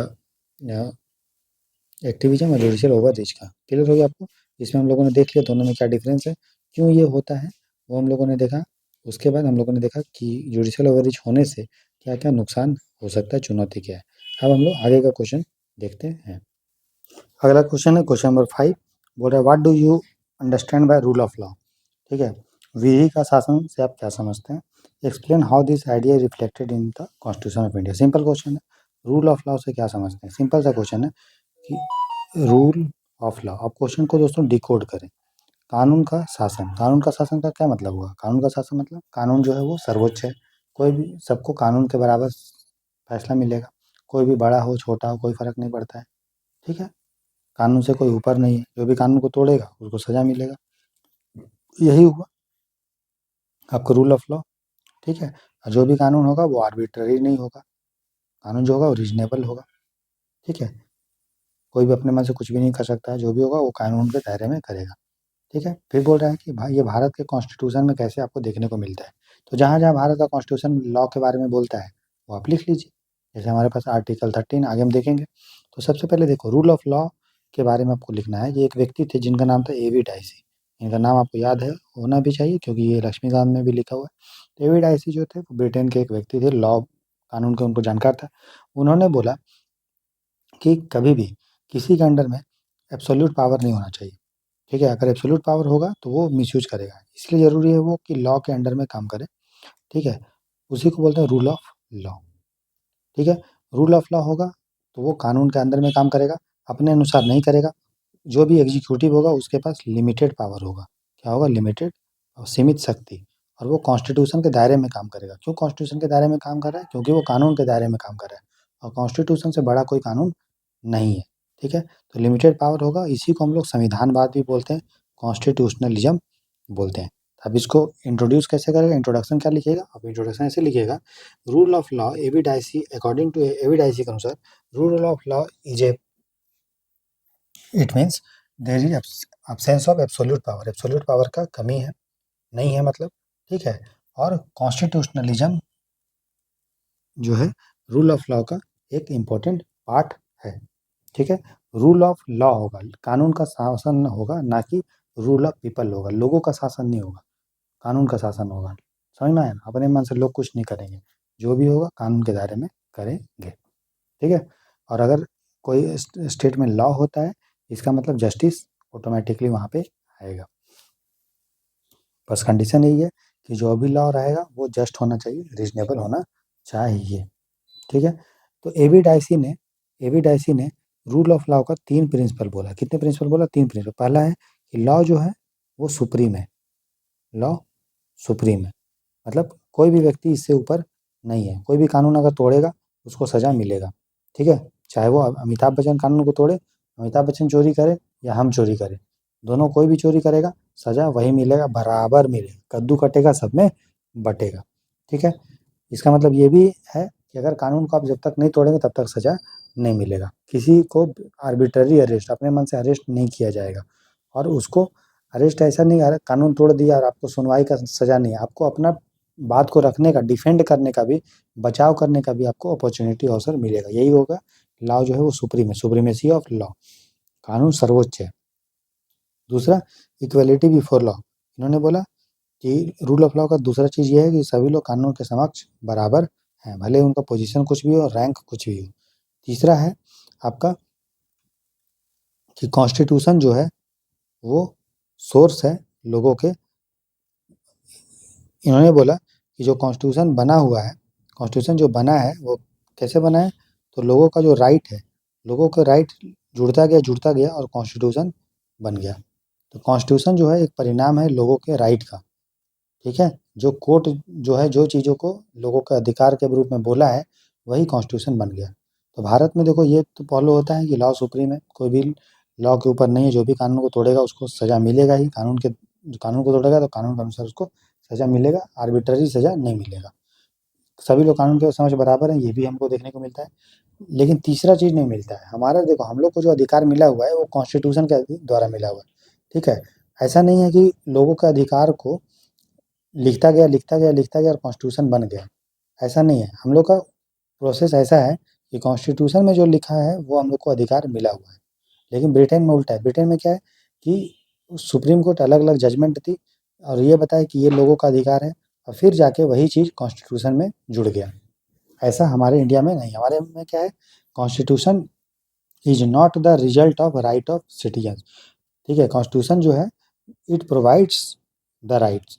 में ब्रिटेन में क्या है कि राइट जो है वो कॉन्स्टिट्यूशन का पार्ट बन गया।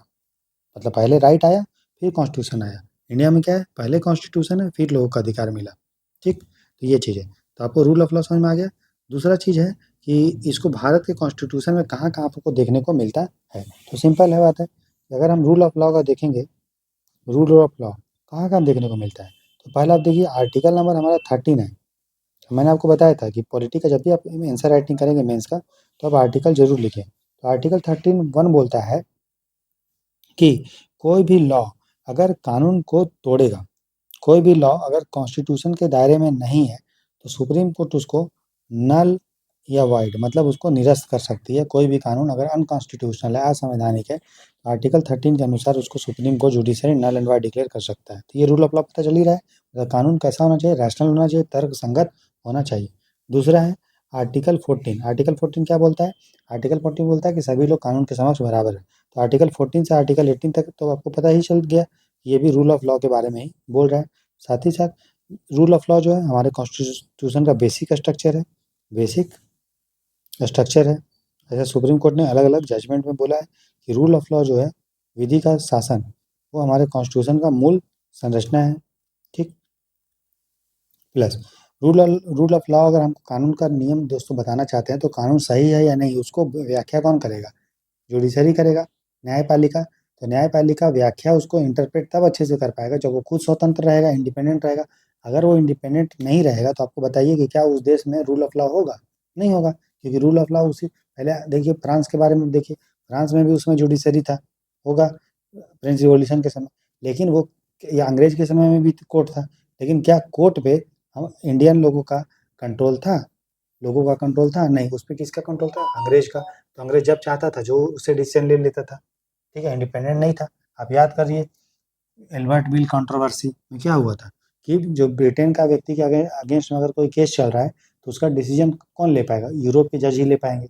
इंडियन जज नहीं उसका सुनवाई कर सकते थे। तो रूल ऑफ लॉ कहाँ था वहाँ पे? क्यों नहीं था? क्योंकि जुडिशरी स्वतंत्र नहीं थी। तो इंडिपेंडेंस ऑफ जुडिशरी जो है, न्यायपालिका की स्वतंत्रता, ठीक है, ये भी जो है बहुत इंपॉर्टेंट कंपोनेंट है जो रूल ऑफ लॉ के बारे में इंडिया में कॉन्स्टिट्यूशन में बताया गया है। कोई भी आप ले लीजिए, आर्टिकल 21 ले लीजिए, क्या लिखा हुआ है? Right to life and personal liberty. कोई भी व्यक्ति को उसके जीवन से और पर्सनल लिबर्टी से डिप्राइव्ड, वंचित नहीं किया जाएगा, except by the procedure establish by the law. ठीक है, प्रोसीजर लॉ के द्वारा उसको वंचित किया जा सकता है, लेकिन अभी भी उसमें बोला गया ड्यू प्रोसेस ऑफ लॉ को भी फॉलो करेंगे, कि कानून भी सही है या नहीं वो भी देखेंगे, सिर्फ प्रोसेस को फॉलो नहीं करेंगे। मतलब रूल ऑफ लॉ भी हमको आर्टिकल 21 के अंदर देखने को मिलता है। उसी तरह से आर्टिकल 32 जो है आपका, जिसमें सुप्रीम कोर्ट अलग अलग रीट को इशू करता है, चाहे वो हैबियस कॉर्पस, प्रत्यक्ष बंदीकरण हो, मैंडेमस परमादेश का हो, सर्टियोररी, है ना, क्वा वारंट हो, ये सब क्यों इशू कर रहा है सुप्रीम कोर्ट? क्योंकि फंडामेंटल राइट को इंश्योर करने के लिए। ठीक है, और सभी कुछ कानून के दायरे में है या नहीं उसके लिए। तो आप देख रहे हैं कि रूल ऑफ लॉ हमारे कॉन्स्टिट्यूशन में फॉलो हो रहा है। उसी तरह प्रस्तावना को देखिए, प्रियम्बल, प्रियम्बल में भी जस्टिस का बात किया जाता है, न्याय का, लिबर्टी का, आज़ादी का, समानता का। तो बिना कानून के हुए क्या आपको जस्टिस मिल जाएगा, न्याय हो जाएगा? क्या आपको लिबर्टी हो जाएगा, आज़ादी मिल जाएगी? क्या आपको समानता मिलेगा? नहीं, क्योंकि कानून के बिना तो नहीं पॉसिबल ये सब। तो ये सब प्रोविजन से हमें पता चलता है कि भारत में जो है रूल ऑफ लॉ है। ठीक है, क्लियर हुआ? तो बस ये आपका बॉडी हो गया। अब निष्कर्ष आप लिखेंगे कि रूल ऑफ लॉ को सुप्रीम कोर्ट ने अलग अलग जजमेंट में अपहेल्ड किया है। ठीक है, और ह्यूमन राइट वायलेशन से इसको जब भी होता है तो रूल ऑफ लॉ जो है आगे आता है और लोगों के अधिकार को प्रोटेक्ट करता है, जस्टिस को इंश्योर करता है। ठीक है, इसलिए रूल ऑफ लॉ भारत के कॉन्स्टिट्यूशन का बेसिक स्ट्रक्चर है, मूल संरचना है। ये हमारा क्या हो जाएगा? कॉन्क्लूजन हो जाएगा। ठीक है, क्लियर? लिख लेंगे, समझ में आएगी आपको। अब हम लोग आगे का क्वेश्चन देखते हैं, क्वेश्चन नंबर 6। अब दोस्तों नेक्स्ट क्वेश्चन देखिए, और आज का लास्ट क्वेश्चन रहेगा। बोला explain the concept of separation of power. शक्ति के पृथक्करण की अवधारणा को स्पष्ट कीजिए। शक्ति का पृथक्करण आप समझते हैं, शक्ति यहाँ पे डिवाइडेड होता है, पावर अलग अलग हो जाता है। सेपरेशन, जुडिशरी का अलग पावर होगा, लेजिस्लेचर का अलग, एग्जीक्यूटिव का अलग। ठीक है, फिर बोल रहा है what are the provisions in the Indian constitution which reflect separation of power. Bharat के संविधान में कौन कौन सा प्रोविजन और प्रावधान है, मतलब आर्टिकल के साथ आपको बताना है, जो सेपरेशन ऑफ पावर, शक्ति का पृथक्करण के बारे में बोलता है। सिंपल सा क्वेश्चन है। ठीक है, सिंपल सा क्वेश्चन है। तो सबसे पहले समझिए कि इसमें हम लोग इंट्रोडक्शन में क्या लिखेंगे। हमसे पूछ ही रहा है डायरेक्ट कि सेपरेशन ऑफ पावर, शक्ति का पृथक्करण। ठीक है, तो एक व्यक्ति थे, अगर आपको नाम याद आ रहा है तो ठीक है, और हम लोग इसको पढ़ते भी हैं। उनका नाम था मॉन्टेस्क्यू। ये फ्रेंच रिवॉल्यूशन में हम लोग पढ़ते हैं। तो मॉन्टेस्क्यू जो थे वो एक व्यक्ति थे, उन्होंने एक बुक लिखा था और एक कॉन्सेप्ट दिया था जिसको बोलते हैं ट्रायस पॉलिटिका। ये फ्रेंच वर्ड में है, ट्रायस पॉलिटिका। ठीक है, ट्राय मतलब हो गया तीन, और पॉलिटिका मतलब पॉलिटिक्स, मतलब तीन टाइप का पॉलिटिक्स, राजनीति। तो इन्होंने बोला, इसी को उन्होंने बोल दिया सेपरेशन ऑफ पावर, इसको बोल देंगे शॉर्ट में। ठीक, मतलब शॉर्ट क्या, इसका अलग नाम है सेपरेशन ऑफ पावर। तो सबसे पहले व्यक्ति जो थे सेपरेशन ऑफ पावर के बोले थे, उनका नाम था मॉन्टेस्क्यू, जो एक फ्रेंच रिफॉर्मर थे, फ्रेंच फिलोसफर थे, दार्शनिक थे, फ्रांसीसी दार्शनिक। उन्होंने बोला कि सेपरेशन ऑफ पावर का, इन्होंने बोला कि अगर स्टेट में, मतलब सरकार में, कोई भी राज्य में, राष्ट्र में, अगर लेजिस्लेटिव पावर, कानून बनाने का पावर, एग्जीक्यूटिव पावर, विधायिका का पावर, कार्यपालिका का पावर, और लेजिस्लेटिव पावर, जुडिशरी पावर अगर एक ही में दे देंगे तो पावर कंसंट्रेटेड हो जाएगा, उसमें केंद्रीकृत हो जाएगा, और वो हो जाएगा ऑटोक्रेटिक, तानाशाह हो जाएगा। कानून भी वही बनाएगा, कानून को इम्प्लीमेंट भी वही करेगा, और कोई दिक्कत हुआ तो सुनवाई भी वही करेगा। जैसे पहले समय में राजा होता था, जो बोल दिया वही राजा का वचन, मेरा मेरा वचन मेरा सरकार, और उसी को हम इंटरप्रेट करेंगे। तो उससे सेपरेशन, उससे क्या होगा, शक्ति का पृथक्करण होगा। फिर उसके क्या होगा, पावर कंसंट्रेट हो जाएगा, और सरकार अकाउंटेबल नहीं रहेगी, लोगों का लिबर्टी भी दिक्कत होगा, खतरे में आ जाएगा स्वतंत्रता। तो इन्होंने बोला इसीलिए पावर जो है लेजिस्लेचर में, एग्जीक्यूटिव में और जुडिशरी में सेपरेट होना चाहिए। ठीक है, ताकि तीनों लोग अलग अलग अपना काम करें, एक दूसरे में इंटरफेयर नहीं करे। ठीक है, राइट, इंटरफेयर नहीं करे, अपना अपना अलग अलग काम करे, और वो काम ना करे जो दूसरे का है। मतलब देखो, पहला तो ये है इसका कि लेजिस्लेचर मतलब एक दूसरे का, कोई भी व्यक्ति जो है वो एक ही का पार्ट हो, या तो लेजिस्लेचर का पार्ट हो, या एग्जीक्यूटिव का, या जुडिशरी का, अलग अलग तीनों का पार्ट ना हो। ठीक है, ठीक है, तो one person, same person can not be part of more than one organ, ये सब ऑर्गन कहलाता है। ठीक है, तो राइट।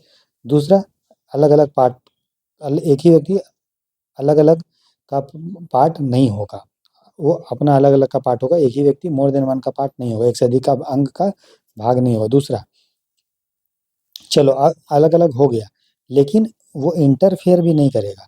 मान लीजिए चलो ये व्यक्ति है वो इसी का पार्ट है, लेकिन ये इंटरफेयर भी नहीं करेगा। एक तो ये पार्ट भी नहीं होगा किसी का, बस इसी का पार्ट होगा, और कुछ दूसरे का पार्ट नहीं होगा, तो ये तो पहला पॉइंट है। इसी का पार्ट है लेकिन वो इंटरफेयर हस्तक्षेप भी नहीं करेगा, ठीक है।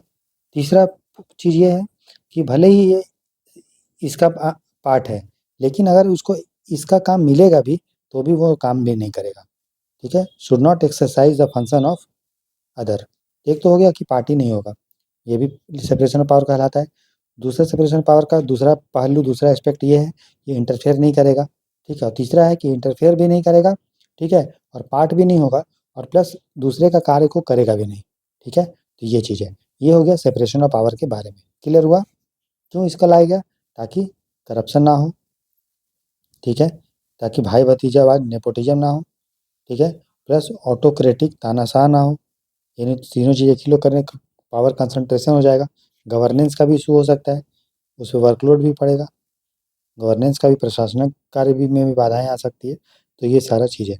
इसीलिए जितने भी लोकतांत्रिक देश हैं, कोई भी democratic country separation of power को इग्नोर नहीं करता, उसको फॉलो करता है। हाँ, उसका अलग अलग रूप हो सकता है। जैसे अमेरिका में जो सेपरेशन ऑफ पावर है वो बहुत ही ज़्यादा सेपरेटेड है, जहाँ पे लेजिस्लेचर जो होते हैं अलग होता है, एग्जीक्यूटिव अलग, जुडिशरी अलग। एग्जीक्यूटिव जो है लेजिस्लेचर का पार्ट नहीं होता है। जैसे प्रेसिडेंट जो है वहाँ के लेजिस्लेचर का, विधायिका का पार्ट नहीं है। लेकिन इंडिया में सेपरेशन ऑफ पावर तो है, लेजिस्लेटिव एग्जीक्यूटिव जुडिशरी अलग है। लेकिन हम लोग के जो मिनिस्टर्स होते हैं वो पार्ट होते हैं, भाग होते हैं किसका, वो कहाँ से आते हैं, वो आते हैं लेजिस्लेचर से। तो इंडिया में सेपरेशन ऑफ पावर है जहाँ पे तीनों ऑर्गन अलग अलग काम करता है, लेकिन पूरा complete separation of power India में नहीं है। इंडिया में फ्यूजन ऑफ पावर है। सेपरेशन ऑफ पावर इंडिया में है, और सेपरेशन ऑफ पावर हमारे कॉन्स्टिट्यूशन का बेसिक स्ट्रक्चर है, मूल संरचना है, वो इंडिया में है। लेकिन अमेरिका जैसा सेपरेट नहीं है, बल्कि हमारे यहाँ क्या है, फ्यूजन ऑफ पावर है। और हम लोग का जो सेपरेशन ऑफ पावर है वो कंट्रोल, चेक एंड बैलेंस पे आधारित है, जहाँ पे ईच ऑर्गन एक ऑर्गन दूसरे को चेक करता है, ठीक है, कि वो अपने पावर को एक्सीड करके नुकसान तो नहीं दूसरे को पहुंचा रहा है, कॉन्स्टिट्यूशन के दायरे में काम कर रहा है, कि शक्ति का संतुलन का जो है वो काम होता है इंडिया में। सेपरेशन ऑफ पावर जो चेक्स एंड बैलेंस भी आगे बढ़ाता है, उसको कंटिन्यू करता है, ठीक। अब क्वेश्चन तो ये आपको समझ में आ गया सेपरेशन ऑफ पावर क्या है। अब दूसरा चीज़ हमसे पूछा है कि, क्या पूछा है कि भारत के कॉन्स्टिट्यूशन में सेपरेशन ऑफ पावर को लेकर प्रोविजन कहा क्या क्या है। तो बस इसमें आर्टिकल बता दीजिए। तो देखिए, पहला तो सेपरेशन ऑफ पावर का यही आपका है, दो आर्टिकल आप याद रखेंगे, पहला पॉइंट, ठीक है। एक है article number 121 and article number 211, ठीक है। तो ये आर्टिकल नंबर 121 और 211 ये बोलता है कि जो लेजिस्लेचर है वो जुडिशरी के काम को डिस्कस नहीं करेगा। जुडिशरी कैसे काम कर रहा है, जज कैसे काम कर रहा है, उसके कार्य को विधायिका जो है वो डिस्कस, चर्चा उसमें नहीं करेगा। सिर्फ एक ही समय चर्चा कर सकता है, जब हटाना है, जब इम्पीचमेंट करना है, महाभियोग लगाना है और जजेस को हटाना है, तो उस समय लेजिस्लेचर जो है वो चर्चा करेगा। क्योंकि जब हटाता कौन है, जुडिशरी को लेजिस्लेचर, विधायिका हटाती है, तो उस समय चर्चा करेगा। बाकी नॉर्मल केस में जुडिशरी के काम को, उसके क्रियाकलाप को डिस्कस नहीं कर सकता है। 121 ये बोलता है कि हाई कोर्ट का डिस्कशन नहीं होगा। मतलब ये स्टेट लेजिस्लेचर डिस्कस नहीं कर सकता है, विधानसभा डिस्कस नहीं कर सकती, सॉरी, पार्लियामेंट डिस्कस नहीं कर सकता है। 121 क्या बोलता है कि पार्लियामेंट डिस्कस नहीं कर सकता है। और 211 ये बोलता है कि जो है विधानसभा डिस्कस नहीं कर सकती है जुडिशरी के कंडक्ट को। क्लियर हुआ? ठीक है। दूसरा चीज़ इसका ठीक उल्टा होगा कि जुडिशरी डिस्कस नहीं कर सकती है लेजिस्लेटिव, विधायिका के कार्य को। इसके लिए आर्टिकल आप याद रखेंगे 122 एंड 212, ठीक है। बस दो दो, अगर दो बार है इसका मतलब वो नेता है, नेता के लिए क्या है इसमें कि जो जुडिशरी है जुडिशरी है वो लेजिस्लेचर के कार्य को डिस्कस नहीं कर सकती, इंटरफेयर नहीं कर सकती है, ठीक है, राइट। नेता को क्या करना है क्या नहीं करना है, जुडिशरी इंटरफेयर नहीं करेगी। 122 है कि विधानसभा, पार्लियामेंट में जो एमपी है उसके कंडक्ट को जुडिशरी डिस्कस नहीं करेगी। और 212 बोलता है कि जो विधानसभा में जो एमएलए है, ठीक है, उसका डिस्कस नहीं करेगी, ठीक है। तो ये चीज़ है। उसके बाद आपको पता है कि आर्टिकल नंबर जो हमारा 50 है वो क्या बोलता है, जो डीपीएसपी ये बोलता है कि जो एग्जीक्यूटिव है और जो जुडिशरी है वो दोनों का कार्य सेपरेट है। Separation of executive from judiciary, ये बोलता है कि ये स्टेट की जिम्मेदारी है एग्जीक्यूटिव और जुडिशरी के कार्य को सेपरेट करने के लिए, ठीक है। उसी तरह से और एक आर्टिकल आप याद रखेंगे, article number 53 and article number 154। ये बोलता है कि जो हमारे गवर्नर हैं और जो हमारे प्रेसिडेंट हैं, प्रेसिडेंट के लिए आर्टिकल 53 है, गवर्नर के लिए 154 है। ये बोलता है कि अगर प्रेसिडेंट और गवर्नर अगर कोई अपना ऑफिशियल काम करेंगे, सरकारी काम करेंगे, तो उन पे कोई भी सिविल एक्शन, ठीक है, सिविल इम्यूनिटी उनको मिलेगा, ठीक है, और क्रिमिनल इम्यूनिटी भी मिलेगा। ये हम लोग पढ़ेंगे भी आर्टिकल 14 में जब हम लोग बात करेंगे। मतलब गवर्नर अगर किसी का मर्डर कर देते हैं, ठीक है, तो उन पे कोई भी एक्शन नहीं होगा जब तक वो प्रेसिडेंट या गवर्नर के पोस्ट पे है, मतलब क्रिमिनल ऑफेंस नहीं होगा। क्रिमिनल इम्यूनिटी उनको मिला हुआ है। सिविल इम्यूनिटी मतलब अगर वो टैक्स वैक्स का चोरी किए हैं तब उन पे एक्शन हो सकता है, लेकिन 2 मंथ का नोटिस देने के बाद, 2 मंथ्स नोटिस देने के बाद उन पे सिविल एक्शन हो सकता है, ठीक है। लेकिन क्रिमिनल ऑफेंस तब तक नहीं हो सकता, क्रिमिनल इम्यूनिटी उनको मिला हुआ है, तब तक उन पे कोई क्रिमिनल कार्रवाई नहीं, अरेस्ट उनको नहीं किया जा सकता है जब तक वो उस पोस्ट पे हैं। तो आर्टिकल 53 प्रेसिडेंट के लिए, आर्टिकल 154 गवर्नर के लिए। अब ये भी देख रहे हैं कि मतलब इन पे कोई भी एक्शन नहीं ले सकते हैं, ठीक है, मतलब संरक्षण दिया हुआ है इनको।